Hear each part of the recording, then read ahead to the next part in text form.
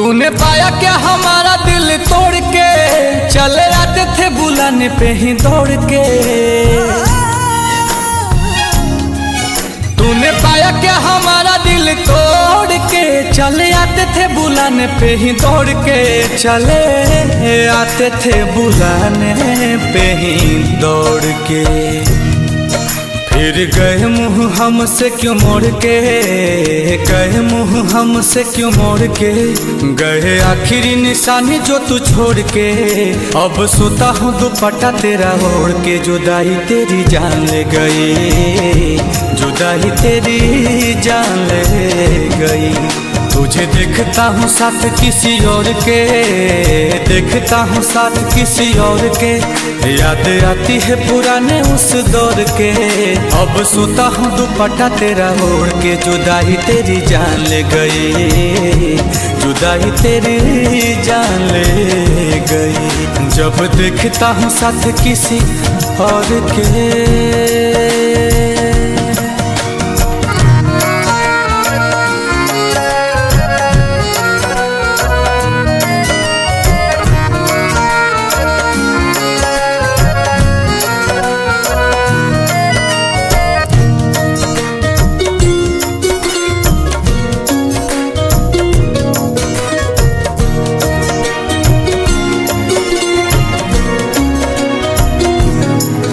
तेरी मेरी पहली वो मुलाकात थी, उस दिन से ही तू मेरे साथ थी। तेरी मेरी पहली वो मुलाकात थी, उस दिन से ही तू मेरे साथ थी। उस दिन से ही तू मेरे साथ थी। फिर तोड़ दी कसम सारी प्यार की, तोड़ दी कसम सारी प्यार की। तुझे हुई ना फिकर तेरे यार की। अब हद हो गई है इंतजार की। जुदाई तेरी जान ले गई, जुदाई तेरी जान ले गई।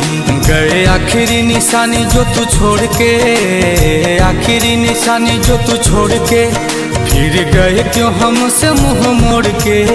अब सोता हूँ दुपट्टा वहीं ओढ़ के। जुदाई तेरी जान ले गई, जुदाई तेरी जान ले गई। जब देखता हूँ साथ किसी और के। biharmasti.in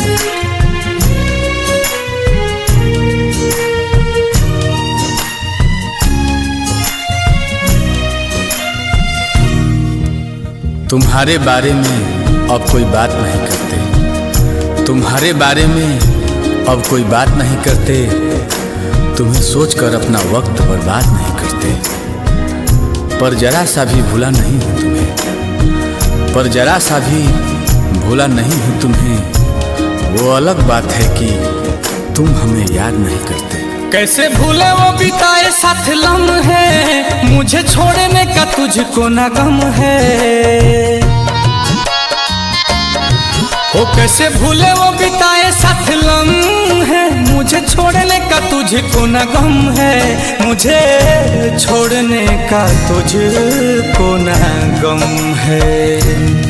दिया दिल को जो तुमने जख्म है, दिल को जो तुमने जख्म है। नील कमल का टूटा भरम है। हाय रहबाए कैसा सितम है। आंसू की मुस्कान ले गई, जुदाई तेरी जान ले गई। गए आखिरी निशानी जो तू छोड़ के, आखिरी निशानी जो तू छोड़ के। अब सोता हूँ दुपट्टा तेरा ओढ़ के। चले गए नाता गहरों से जोड़ के। जुदाई तेरी जान ले गई, जुदाई तेरी जान ले गई। जब देखता हूँ साथ किसी और के। biharmasti.in